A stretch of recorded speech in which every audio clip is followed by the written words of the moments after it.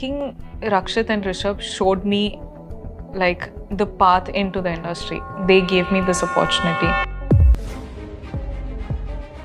मित्रांनो, पुष्पाची लाडकी श्रीवल्ली आणि अख्ख्या इंडियाची क्रश असं म्हटली जाणारी ती म्हणजे रश्मिका मंदाना. आता पुष्पा हा अख्ख्या जगापुढे झुकत नाही, पण तो श्रीवल्ली पुढे झुकतो.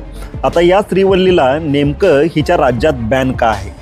आता काही लोकांना असं वाटतंय की रश्मिका मंदाना म्हणजे श्रीवल्ली म्हणून जी फेमस आहे ती रश्मिका मंदाना तेलुगू आहे.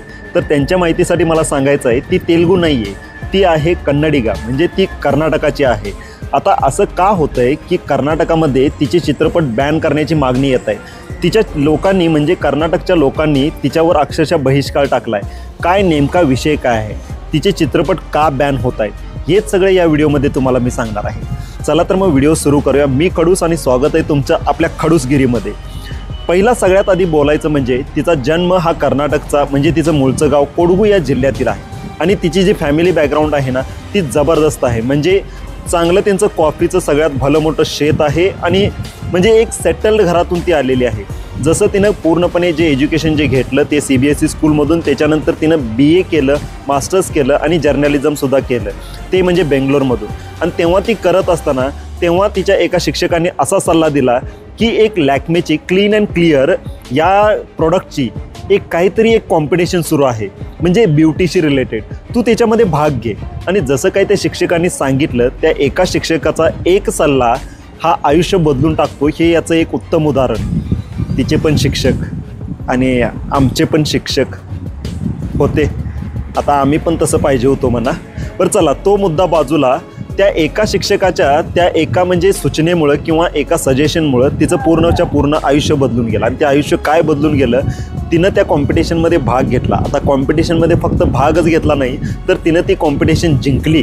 आता कॉम्पिटिशन जिंकल्यानंतर ती बरोबर प्रकाश झोतामध्ये आली. आता प्रकाश झोतामध्ये आल्यानंतर क्लीन अँड क्लिअरची ती ब्रँड अँबॅसेडरसुद्धा झाली. आणि त्यानंतर तिचा एका मॅगझिनवर फोटो छापण्यात आला. जसं काही ती एका मॅगझिनवर छापला गेला तिचा फोटो, तसं ती रिषभ शेट्टी यांच्या नजरेस पडली. आता रिषभ शेट्टी हे तेव्हा एक चित्रपट काढत होते. आता चित्रपट काढताना त्यांना एक नवीन फ्रेश चेहरा पाहिजे होता.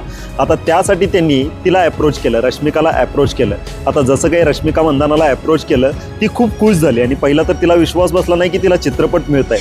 आणि चित्रपट मिळाला आणि तो चित्रपट कन्नडामधला सुपरहिट पिक्चर ठरला. आता महत्त्वाचा मुद्दा हा, जेव्हा तो चित्रपट बनवायचं ठरलं तेव्हा तिच्या अगेन्स्ट म्हणजे तिच्या विरोधात म्हणजे तिच्याबरोबर जे को स्टार होते ना ते होते रक्षित शेट्टी. आता रक्षित शेट्टी आणि रश्मिका मंदाना या दोघांचं सूत चांगलं जुळलं होतं त्या पिक्चरच्या दरम्यान.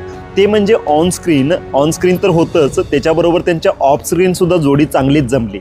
आता फक्त जोडीच चांगली जमली नाही तर तो मुद्दा त्यांचा विषय गेला, तो म्हणजे एंगेजमेंटपर्यंत. आता दोघांच्यामध्ये एंगेजमेंट झाली सिक्रेटमध्ये आणि ते त्यांनी रिव्हीलसुद्धा केलं. आता त्याच्यानंतर प्रश्न हा येतो, त्याच्यानंतर त्यांनी 2 ते 3 चित्रपट केले कन्नडाचे. पण जसा त्यांना तेलुगूमध्ये ब्रेक मिळाला तसं त्यांनी कन्नडा पिक्चर करायचे बंदच करून टाकले. त्यांनी 1, 2, 3 तेलुगूमधले जबरदस्त हिट पिक्चर केले. आणि त्याच्यामध्ये त्यांनी महेश बाबूबरोबर काम केलं, विजय देवरकोंडा याच्याबरोबर काम केलं. आता तिला हे कळालं होतं की कन्नडा पिक्चरपेक्षा तेलुगू पिक्चरचं बजेट हे मोठं असतं आणि पैसा तिकडं जास्त असतो. आता हे तिनं कॅल्क्युलेशन चांगलंच केलं. म्हणजे काय भाई, पैसा हो तो क्या कुछ नहीं हो सकता, हां सब कुछ पैसे के लिए, असं रश्मिकाचा महत्त्वाचा मुद्दा पैशावर येऊन थांबला. आणि त्यामुळे तिनं पैशासाठी कन्नडा पिक्चर करायचे बंद केले आणि तेलुगू पिक्चरकडे मोर्चा वळवला.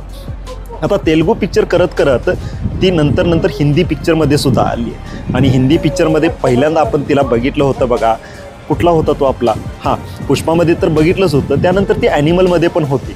पण आता मुद्दा हा की ती कर्नाटकची असूनसुद्धा तिला कर्नाटकाची म्हणजे कन्नडा माणसं तिच्या पिक्चरवर बॅन का आणते. आता मुद्दा हा, जेव्हा तिला जो पहिला ब्रेक दिला होता तो म्हणजे आपल्या रिषभ शेट्टी यांनी, म्हणजे ज्यांनी कांतारा पिक्चर काढला. त्यांचा कांतारा फक्त आपल्याला माहीत आहे जो हिंदीत रिलीज झाला होता, पण त्यांचा बेल बॉटम असू दे, किरिक पार्टी त्यांनी बनवला होता जो पहिला चित्रपट. सगळ्यात आधी रश्मिकाला पहिला ब्रेक दिला होता तो म्हणजे रिषभ शेट्टी यांनी किरिक पार्टीमधून. त्यानंतर त्यांच्या चित्रपटाची जर्नी चालू झाली.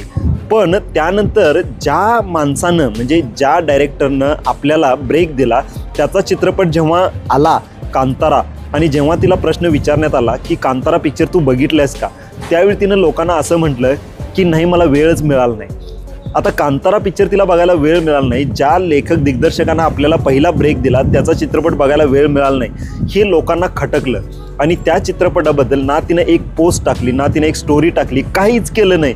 एक तरी वाक्य तिनं बोलायला पाहिजे होतं, कॉंग्रॅच्युलेशन करायला पाहिजे होतं, असं कन्नडिगावाल्यांचं आहे, म्हणजे कर्नाटकच्या लोकांचं. त्यामुळं कर्नाटकची लोक तिचा खूप हेट करतायत आणि त्यांचं असं म्हणणं आहे जसं हिनं पैशासाठी आपल्या कन्नडा भाषेतले पिक्चर करायचे बंद केले, त्यामुळं आम्ही सुद्धा आता ही जे पिक्चर बघणार नाही.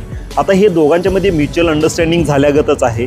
ना ती कन्नडा पिक्चर करते आणि ना तिचे पिक्चर कन्नडिगा लोक बघतात. आता हा सगळा मुद्दा होता आणि तेच एक महत्त्वाचं होतं की तिच्यामधल्या आणि विजय देवरकोंडा याच्यामध्ये थोडीशी जवळीक निर्माण व्हावं लागली आणि जशी जवळीक निर्माण व्हावं लागली त्यामुळंच त्यांचं जी काही एंगेजमेंट झाली होती रक्षित शेट्टीबरोबरची, ती रक्षित शेट्टीबरोबरची एंगेजमेंटसुद्धा तुटली गेली. आता असं खूप वेळा होतं आहे की एखाद्या इंडस्ट्रीतला माणूस जो असतो त्यानं नेहमी आपल्या इंडस्ट्रीला धरून असलं पाहिजे, म्हणजे तो जिथून येतो.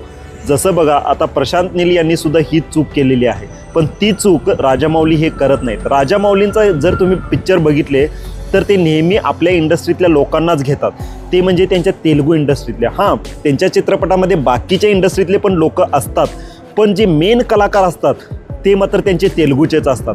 बाकीचे झाडूबाडू परासल आपले बॉलिवूडचे जातात तिथं. आता हे तुम्ही बघा त्यांचे कित्येक पिक्चर, त्यांचा कुठलाही पिक्चर असू दे, बाहुबली असू दे किंवा महर्षी, जे काही पिक्चर असू देत, RRR असू दे, त्यांचा तेलुगूचा जो महत्त्वाचा माणूस आहे ना, म्हणजे मेन कॅरेक्टर हे त्यांचं तेलुगूला असतं. पण प्रशांत नील यांनी जी रश्मिकानं चूक केली तीच केली.